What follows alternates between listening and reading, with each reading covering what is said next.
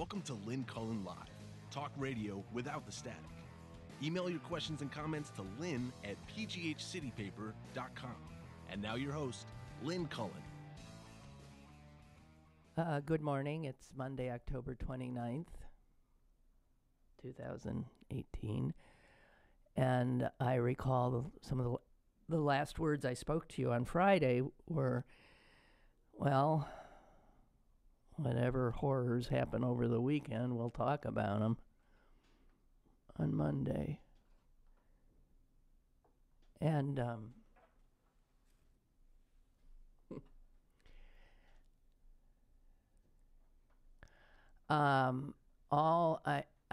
just going to talk from my broken heart.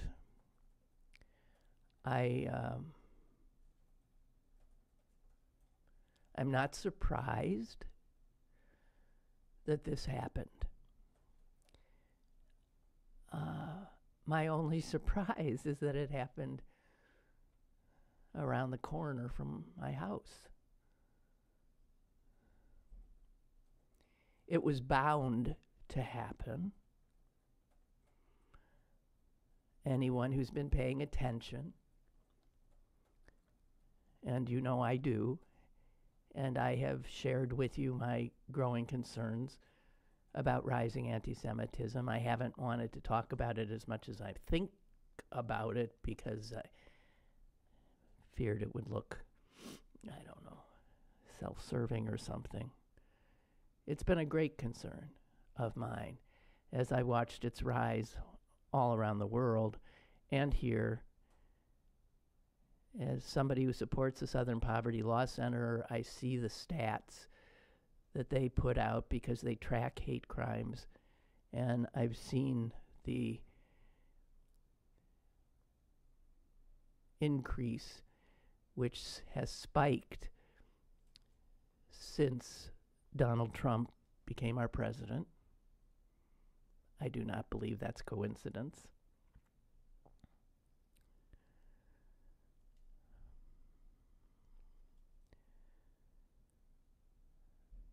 I was doing,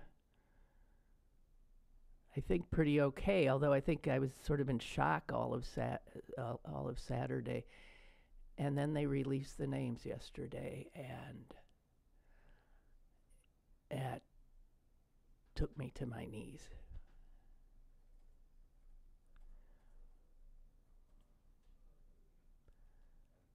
That was not my synagogue. I didn't belong to Tree of Life.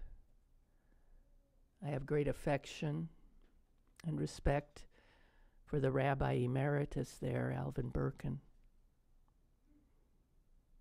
who I know listened to my show for years because of comments he would make to me when we would bump into each other. Such a fine man. But I had spent many, many hours at Tree of Life. I've been to weddings, bar mitzvahs, bat mitzvahs. I've danced there. I've broken bread there. I've had meetings there. I've spoken there. I've mourned there. We buried Sally Kelson, the wonderful opinion writer for the Post-Gazette, from there, from Dor Hadash, one of the congregations there.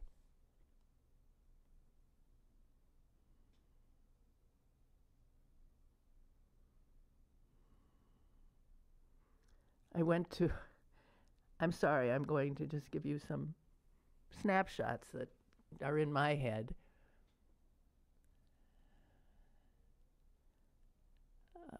I once met a young girl who told me that she listened to my radio show. This would have been in the 80s, I think. And I said, how could you listen to my show? You're in school. when my show was on. She was like a 4th grader, 5th grader. And she said, well, I have a little, like a radio, and I have a head, and I put it under my hair. I said, you're listening to my show when you're in class? And I said, I'm very flattered, but I don't really think you should do that. We struck up a friendship. Her name was Katie Letterman. Her mother, Lynette, is a past president of the congregation. Tree of Life is a wonderful woman. They're a wonderful family. I went to Katie's bat mitzvah there, and I only met her because she surreptitiously listened to my show while she was supposed to be listening to the teacher. I went to a wedding there in the early 80s, a wedding of about 10 couples being married all at once. They were all recent emigres from Russia. Some of them had been married 20, 30 years, but they had never been allowed to have a Jewish wedding. They had civil marriages from the Soviet Union then. And once they made it here, they wanted, for the first time, being able to be openly, joyously Jewish. They wanted a wedding, so they all came together. It was one of the most amazing weddings I've ever seen.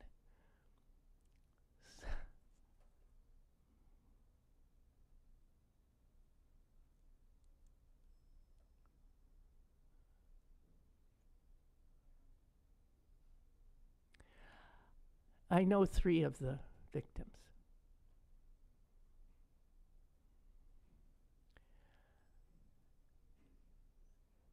I am not just speaking the way people speak after people have died, you know, where all of a sudden their flaws disappear and they're saints. But I'll tell you, the 3 people I know whose names are on these lists now were some of the kindest, gentlest,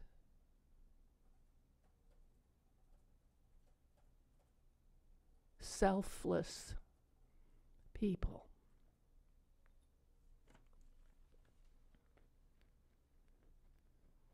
And as I've read about the victims I didn't personally know, it seems like they would fit in to that as well.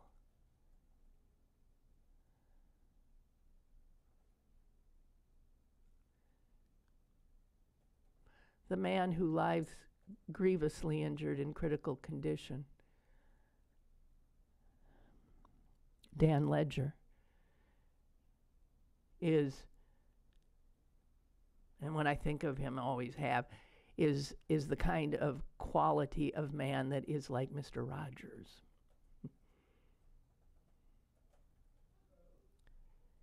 He's the kind of man who exudes both authority, gentle authority, and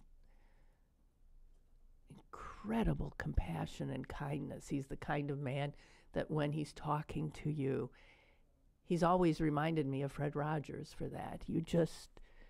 There's no one else there.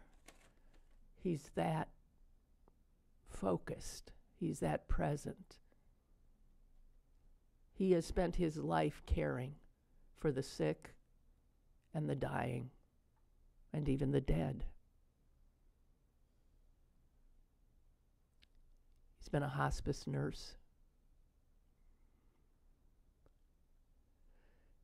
He has been somebody there always to comfort those who are in need.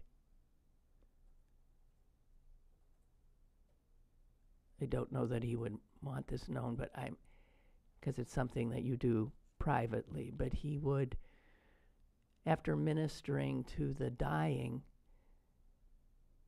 if they were Jews, he would often be part of the group of Jewish men who would lovingly prepare their bodies for burial, washing them, gently clothing them, holding them, never leaving them alone. None of these dead have been left alone. People sit with them and will until they are buried.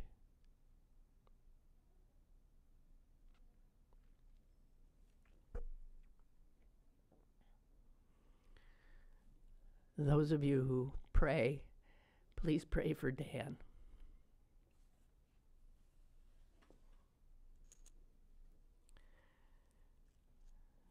Joyce Feinberg,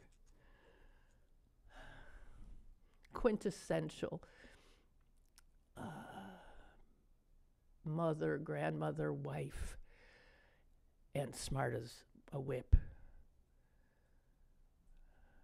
I knew her through her husband, Stephen, and the last time I was at Tree of Life was for his funeral, just 2 years ago.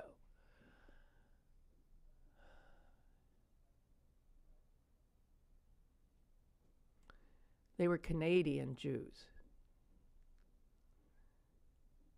Stephen was an amazing, brilliant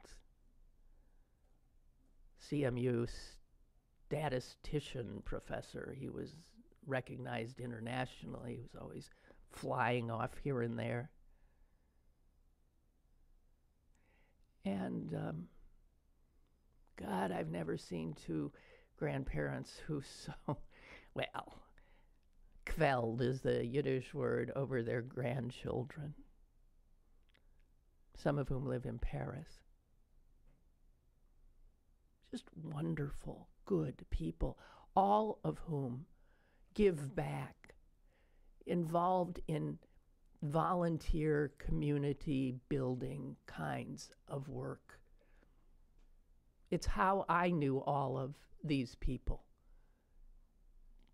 because they engaged in helping others after their own needs were met, maybe sometimes even before.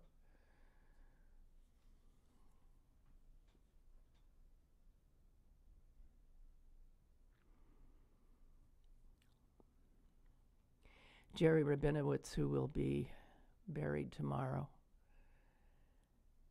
was that most uncommon of doctors. He refused to join a big practice.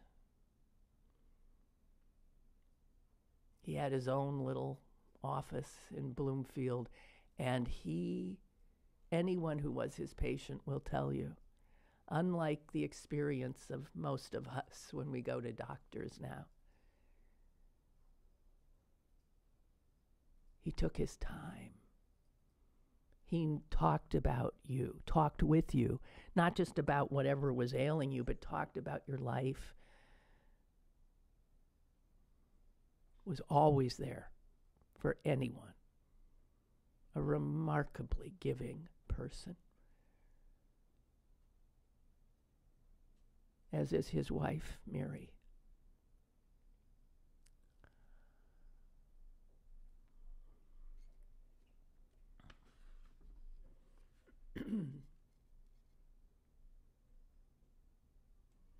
I saw, I don't know who it was.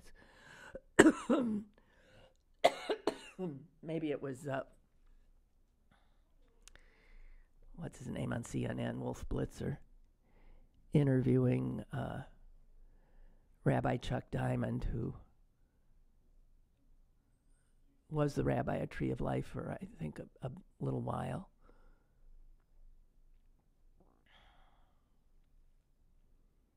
And he said, is there a prayer that would be apt now, Rabbi?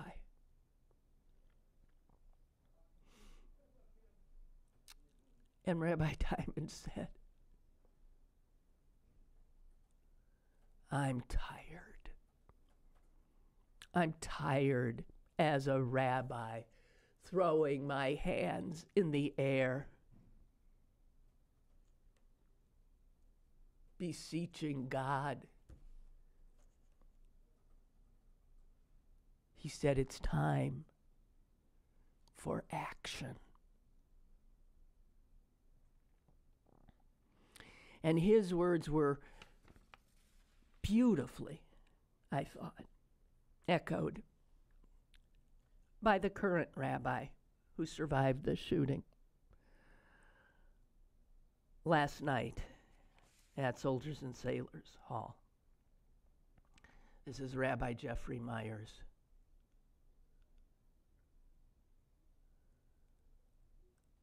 And he had just been through, I can't even imagine. You maybe have seen pictures of him being taken out of the synagogue, his prayer shawl sort of askew over his corners. He's trying to hold on to his yarmulke. There is a police officer in front of him with a gun drawn, and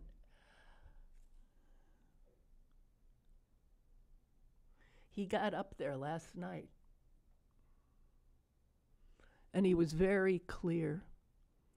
He said about this carnage, it starts with words.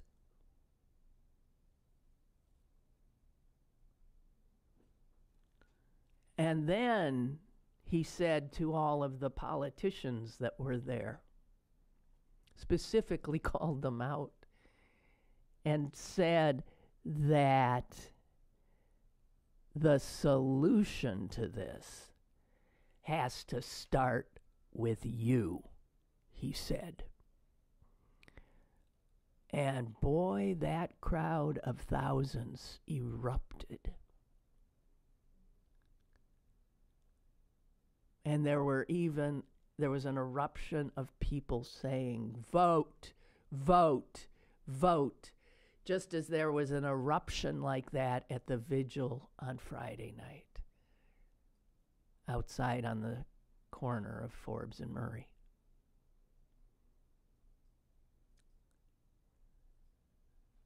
I loved this rabbi. He said he was at home Saturday night after enduring a horror unspeakable, and he realized he had to speak. And he was thinking of scriptures, what scripture would. And he said, I first thought of the Lord is my shepherd. I shall not want. And then he said, well, God, I do want.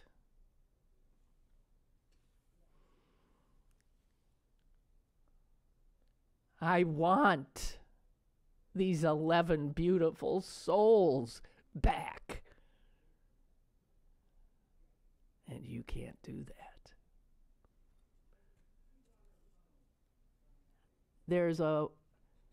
I don't know if it's a tradition in Jewish worship, but I remember it as a child, that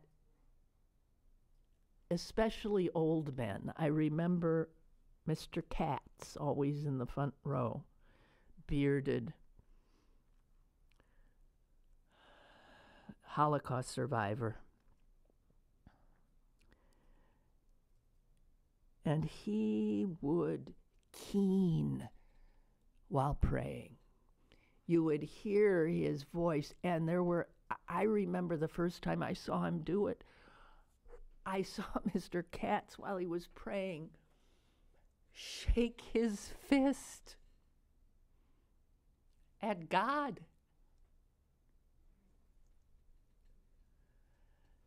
And I felt that the rabbi last night, he reminded me of Mr. Katz. Yes, he has a very personal relationship with God, so tight, so intimate, so loving that you can fight with him.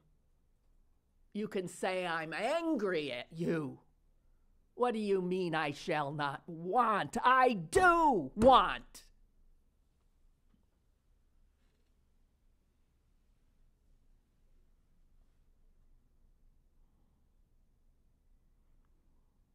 And then if you haven't seen it, I suggest you find it.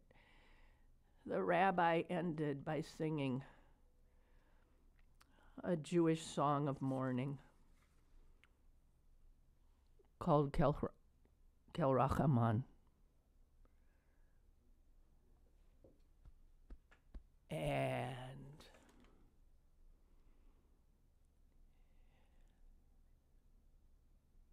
it was hearing him sing that song with such feeling, with such tears in his voice, with such agony and anguish and anger.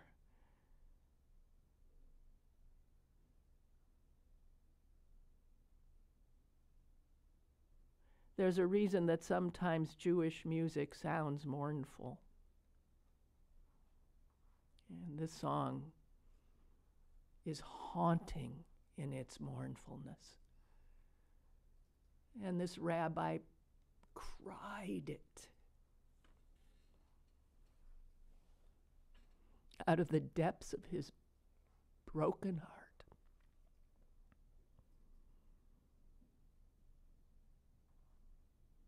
And there's a reason there's such extraordinary songs in the Jewish religion, because we're a people who have mourned a lot.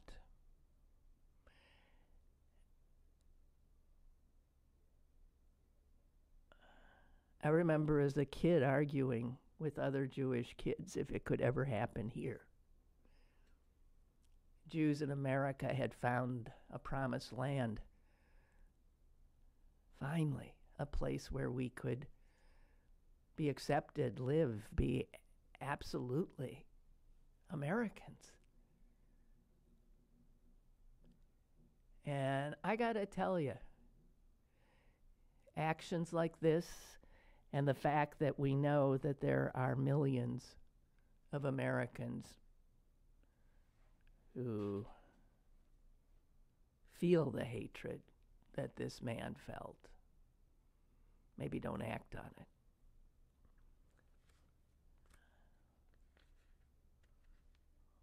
One of the Alderdice students, these amazing girls who put together a vigil in a few hours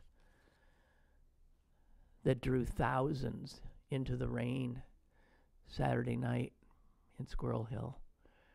She said, I've been a Jew in Squirrel Hill. I've always been that's who she is, a Jew in Squirrel Hill.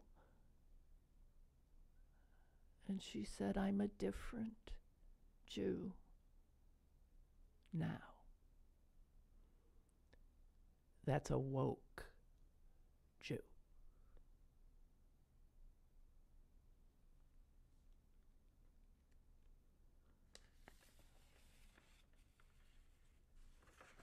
I don't know. I don't know what else to say.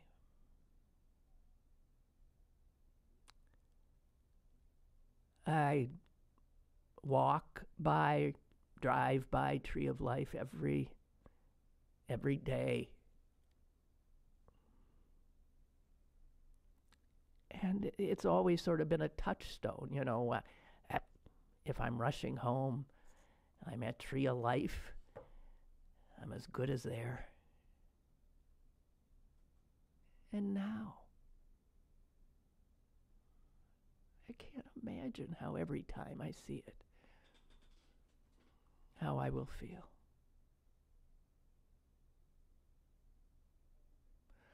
I think Mayor Peduto has been exemplary during this. Obviously, the Pittsburgh police, amazing, exemplary.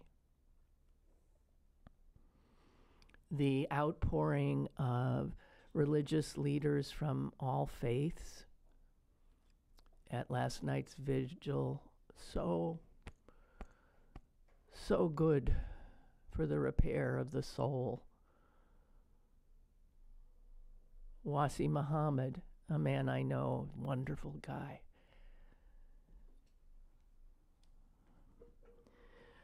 Head of the Islamic Center, telling all of those Jews, just tell us what you need, and we're there. Starting a online funding thing to help that they'll turn over to the families.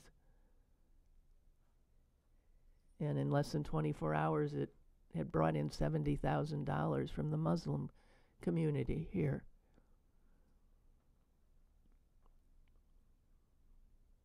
Saying that we will stand guard for you if that's what you want. If you don't feel safe, we will stand guard. And then he pointed out, and I want you to know, we are just repaying the offer that you gave us.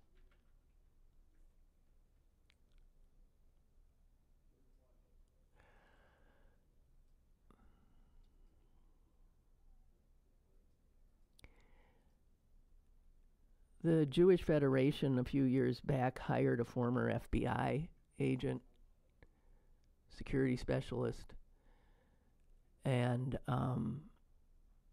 he has been helping synagogues and Jewish organizations upgrade security.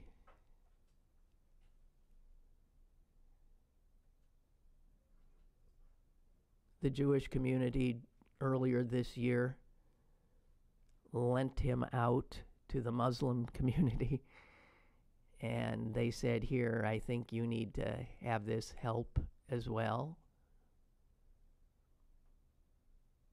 That's the America I love.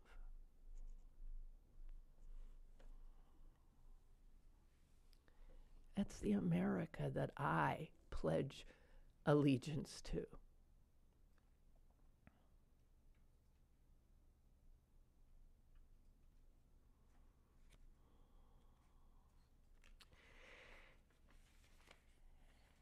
And I hate to bring Trump in, but I must.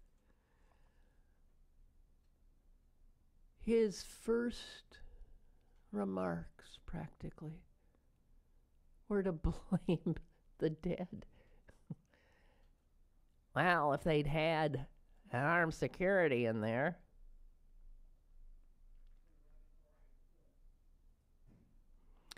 And tell me this. If in order for Jews to gather to pray on their Sabbath, in all those synagogues that we have, Squirrel Hill alone has God knows how many. Little ones, big ones, Orthodox ones, Reform ones, all over the place. If in every one of those synagogues, Jews have to have armed guards while they pray for peace and while they say Shabbat Shalom to each other, a peaceful Sabbath, surrounded by armed guards. Will you please explain to me how that does not make a mockery of freedom of religion? If the only, and the president's saying this, the president's saying if we want to worship and not be mowed down, well, you should have armed guards. I think that only applies actually to black churches, mosques, and synagogues. I guess white Christians, generally speaking, can go to church and not feel like they need armed guards.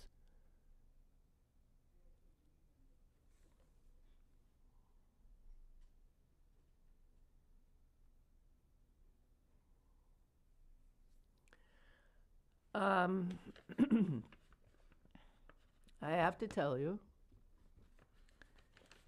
that when I heard that Donald Trump said he was coming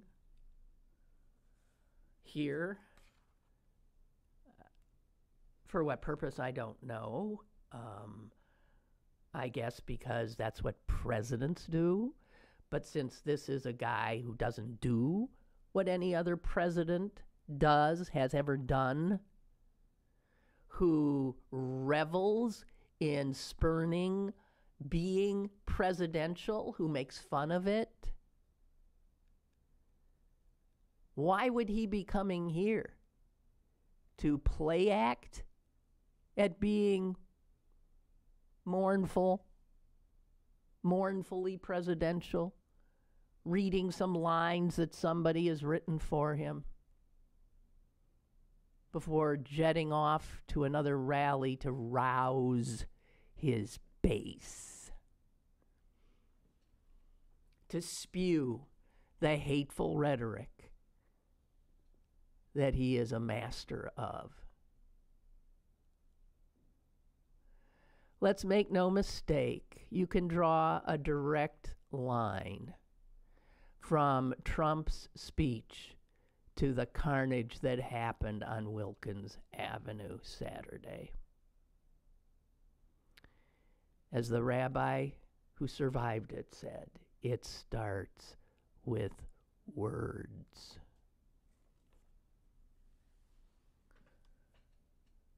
And how has this president spoken of immigrants, rapists and murderers, invaders? This caravan of brown, desperate people heading our way have been likened to an invasion. And in fact, that is exactly what the killer referenced. His last post before he went off to take care of the problem. He referenced a Jewish agency that helps settle people once they get here. He referenced them and then said,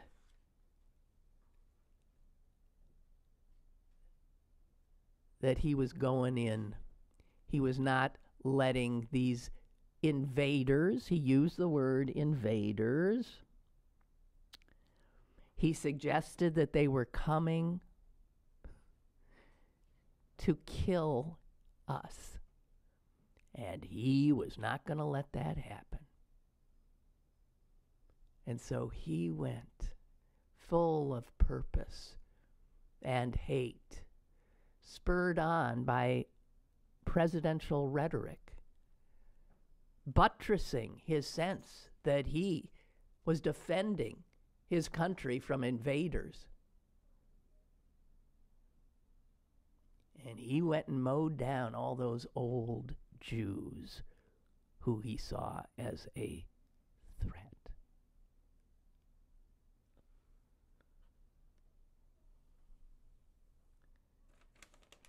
Let me tell you about HIAS. That's the organization. It stands for, I'm not even sure, Hebrew Assistance Committee? I don't know. But it is like, it is one of a number of agencies. I think Catholic Charities would be another that is, works with the State Department so that once immigrants are allowed in, refugees, asylum seekers are allowed in, that these groups then come in and actually one-on-one help the person, help the family, help them find housing, help them get a social security number, help them. And yes, they operate here in Pittsburgh. In fact, one of the people that HIAS helped in Pittsburgh recently is a guy named Mazen Hassan. He's Muslim. He came from Iraq, where he had worked with the American military and had to get out of Dodge. And so it was this Jewish refugee resettlement agency, HIAS, that helped Mr. Hassan.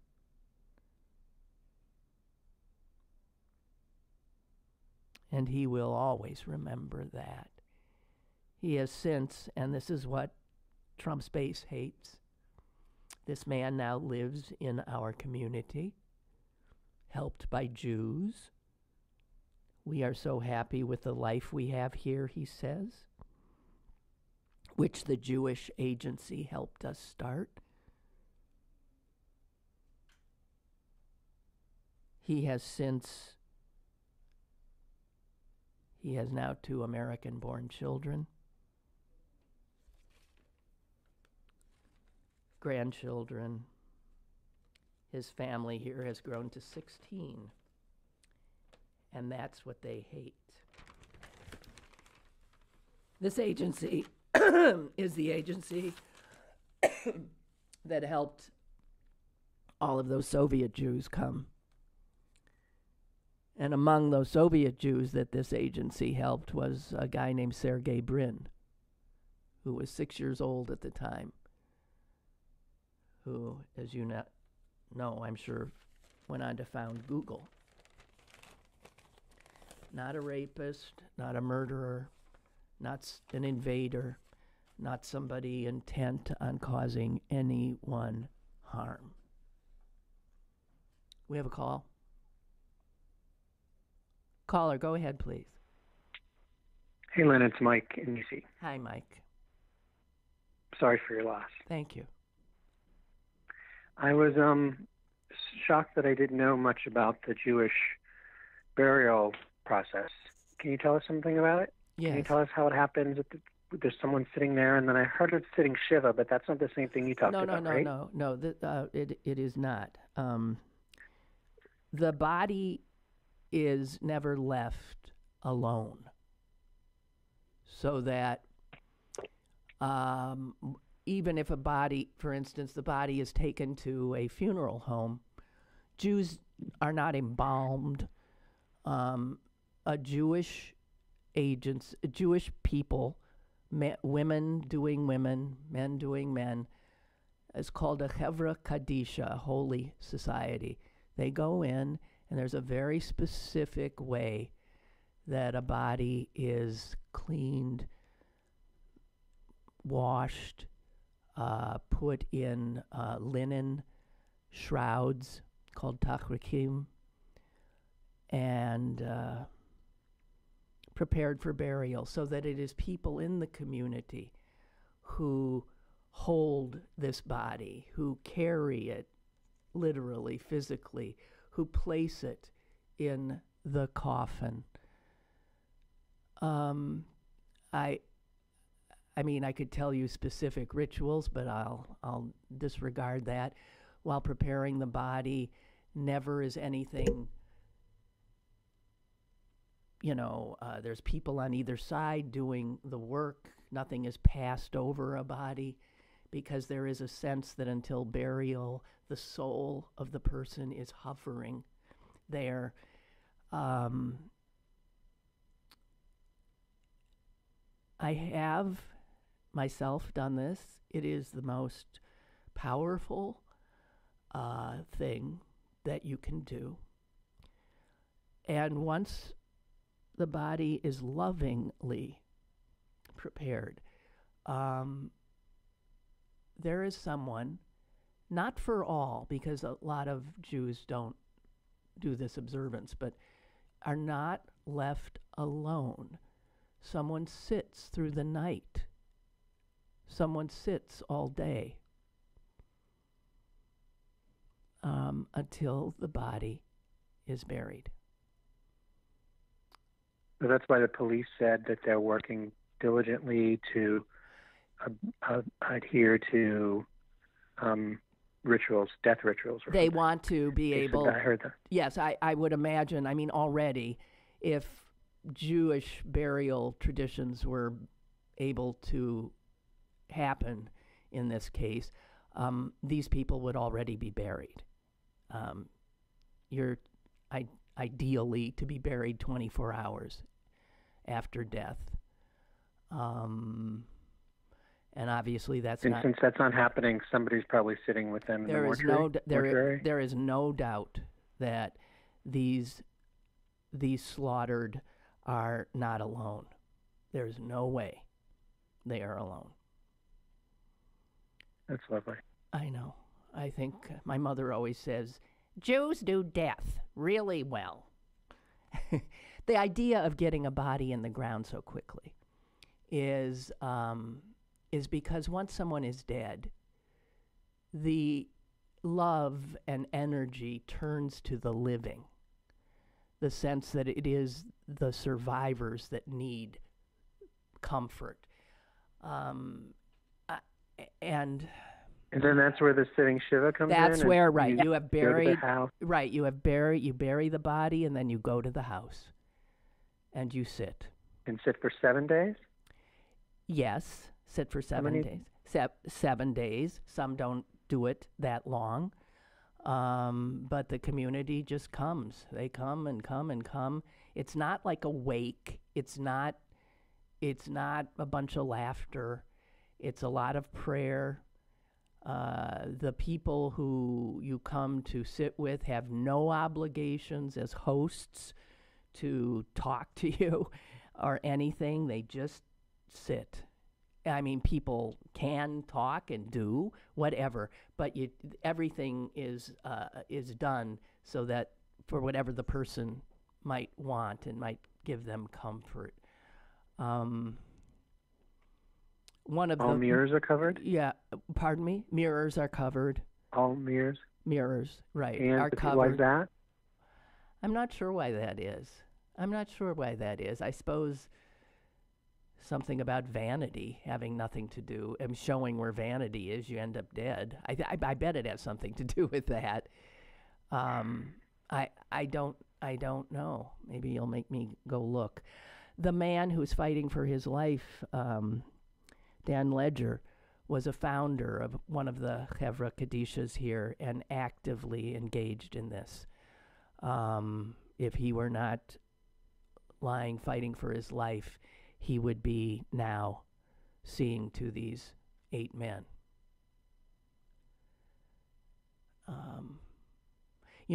Jewish burial rituals are very much like Muslim burial rituals. The Muslims, too, immediately bury. They wrap in shrouds. No fancy-dancy anything, right? You come into this world naked, you go out naked. Many Jews are buried in a very simple pine box, and they're lying on straw in the box. And you don't see the body, you just see... No, we don't... Nobody sees the casket? You don't do visitation. You don't look at a dead body because... I mean, obviously, the sense is, what I have been told, is that you don't stare at somebody who can't look back at you.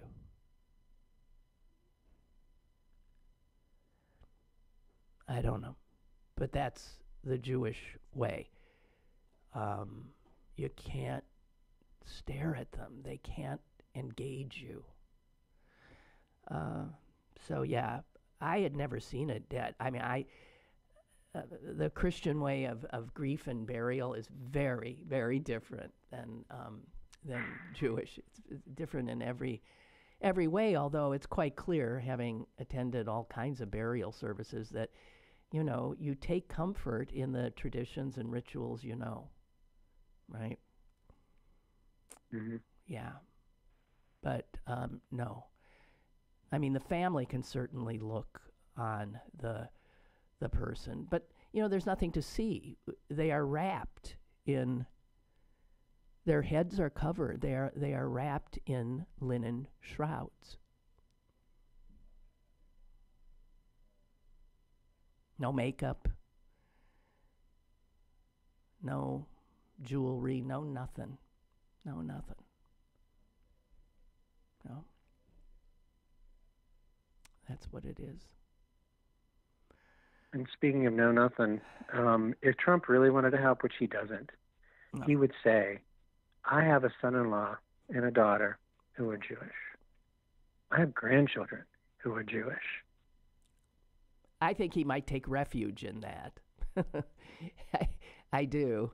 It doesn't give him any standing as far as I'm concerned. And I think whatever Judaism Jared Kushner subscribes to, it obviously hasn't been taken in. But it would stop his base. It would inflame his base, the anti-Semitic portion of it, because they're who he hates. They aim at this guy who has Jewish people in his family. How do you reconcile that? But Trump will never say that to them. No. And I just want to say this idea that Jared Kushner is an Orthodox Jew is a joke. Okay? Orthodox? Yeah. He's said to be... How could he be Orthodox? Yeah, you tell me. Modern Orthodox, it's called. Modern Orthodox. But do you see him wearing a yarmulke every day? I know. I've never seen him wearing a yarmulke. No, okay. Well, I know Reform Jews, which is supposedly the most liberal end of Judaism. I know Reform Jews where the men wear a head covering every day. This guy touts himself as a modern Orthodox Jew. And give me a break. He lives none of the values taught by the religion. He's as much a Jew to me as these hateful, Trump-loving evangelicals are Christians. If you get my point. I do. All right. Well, thanks.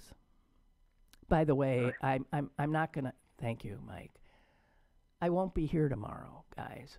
I'm gonna be at a funeral, and I would not miss. I will not be here Wednesday. I was not going to be here Wednesday, but on Wednesday I will also be at a funeral.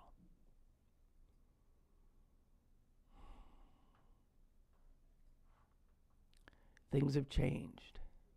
Nothing's the same.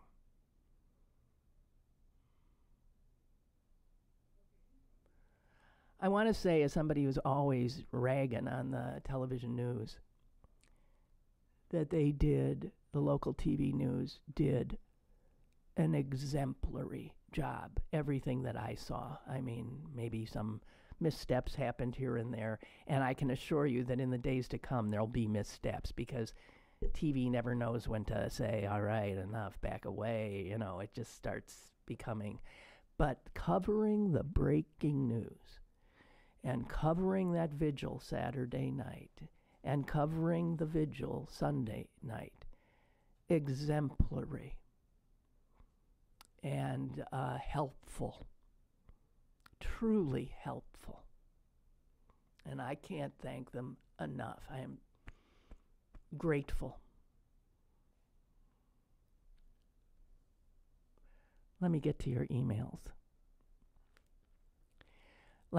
Henry writes, like so many, I spent the weekend glued to the television. I started making notes of things I wanted to mention on today's show, but my list is too long. And honestly, all that really matters are these 11 wonderful people and their families. When we heard that mournful chant of the rabbi on Sunday night, there was not a dry eye in my house, and none of us speak Hebrew. It didn't matter. You didn't need to know what he was saying to know what he was feeling. Wishing condolences and expressing sympathy just doesn't seem enough. Oh, and this is the part that's making me crazy, Henry. Pittsburgh is now and will forever be said in the same breath with Las Vegas, Sandy Hook, Orlando, Virginia Tech, Stoneman Douglas, Tree of Life, Squirrel Hill. You know, there have been so many beautiful things written about Squirrel Hill, about the neighborhood. And it's so true. It is as diverse and wonderfully welcoming a neighborhood as there can be. And it represents who we are. We are not, and we cannot allow that evil man, whose name I will not say, to define this city, my neighborhood. It's one guy. And he'll be taken care of.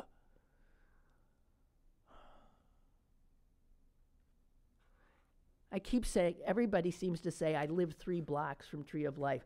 I live 3 blocks from Tree of Life. The mayor lives 3 blocks from Tree of Life. County Executive Fitzgerald lives 2 blocks from Tree of Life. People have mentioned that Fred Rogers, Mr. Rogers, raised his family 3 blocks from Tree of Life. Steeler coach Mike Tomlin, 1 block from Tree of Life, 9 houses down. It's a wonderful neighborhood. And I remember being shocked to hear, but it's true, and I'll pass it on, Jews are not a majority in Squirrel Hill, okay? Jews are never a majority anywhere, even in Squirrel Hill, but it's a huge Jewish presence because, you know, Jews make up just a tiny little percentage of Americans' population, any population. But Squirrel Hill is just a wonderful polyglot, different languages, different races, different religions, and all welcome there. You don't feel hate in Squirrel Hill.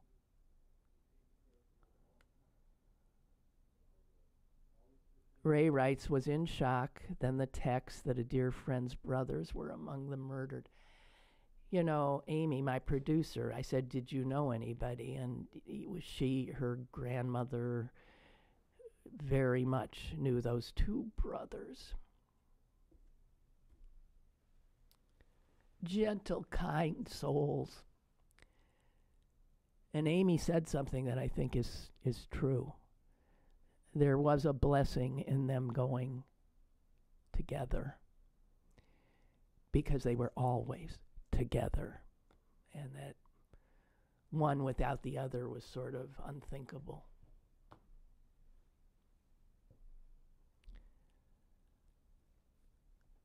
So Ray writes, I was in shock, and then the text that friend's brothers were among the murdered.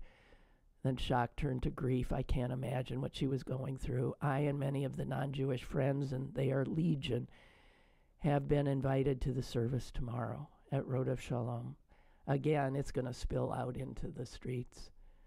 Is there any protocols we should be aware of? We are all old men with tears in our eyes. There's no protocol. No. You're going in love and respect and to console the living. I mean, their parents are alive. They're burying their boys.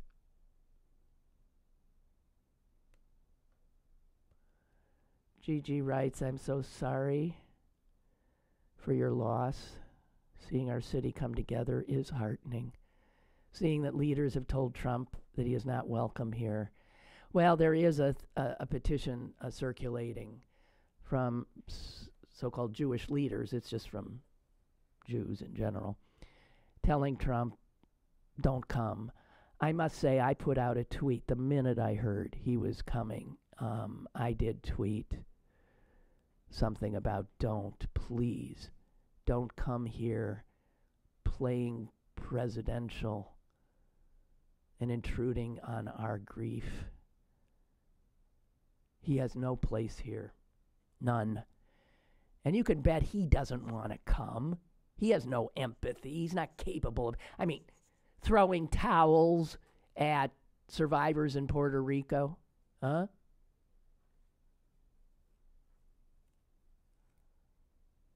We don't want him here. And I hope to hell someone gets in touch with him and lets him know that it won't be pretty if he comes. I saw the mayor asked by someone, will the president be welcome there? And he flinched and then came up with a great answer. He said, I think that's for the families to decide. And knowing some of these families, I can tell you they would not want him intruding on their grief.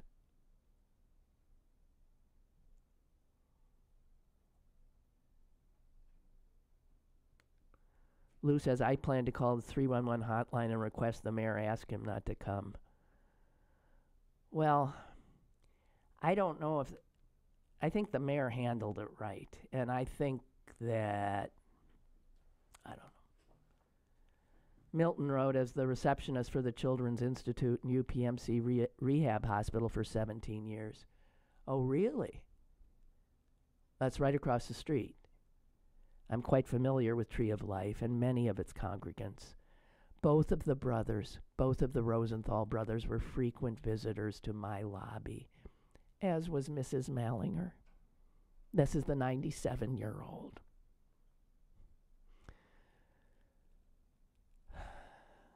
All three are now gone. For years, I worked and spoke with Dan Ledger. Your words describing him were spot on. When speaking with him, your issue, your grief, your pain were the only thing in his entire world during the exchange. I've had him in my thoughts consistently since I read his name among those injured. I feel your pain this morning, the sense that a church or synagogue, think of it, it's a sanctuary. That's where they were praying. A sanctuary. What does that mean? It means you're safe. Donald Trump wants us to have sanctuaries with guns.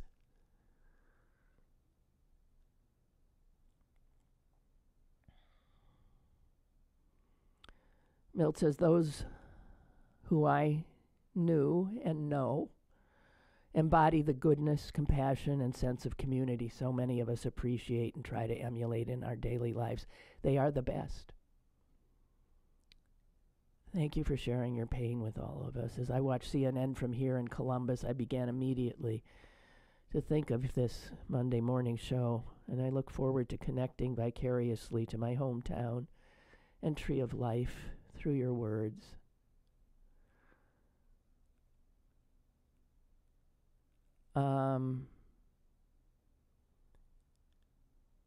Thank you. He's sent me a post of the service last night that we could put on my Facebook page.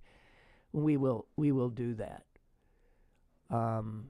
It's toward the end that the three rabbis from the three congregations speak, and this amazing rabbi from Tree of Life who escaped.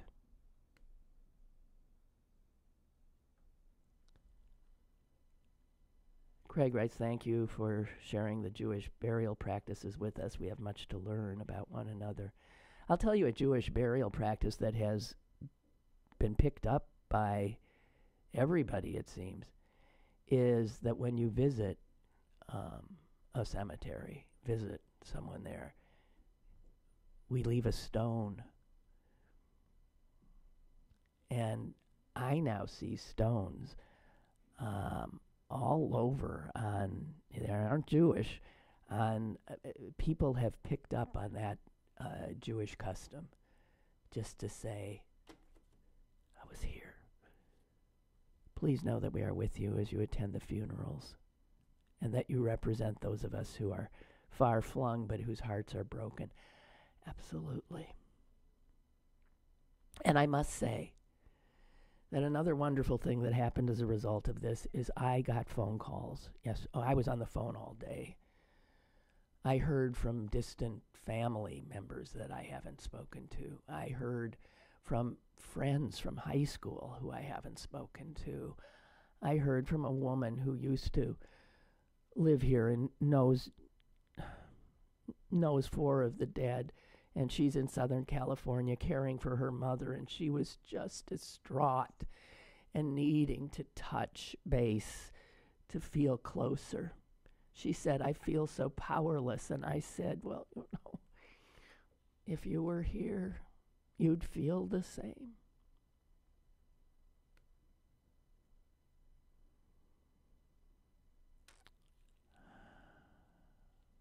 Okay, well, I need to go. I'm sorry that I'll be absent. I'm intending to be back on Thursday. Okay. I don't know. Thank you for listening to me. I needed to speak and share. God bless you all.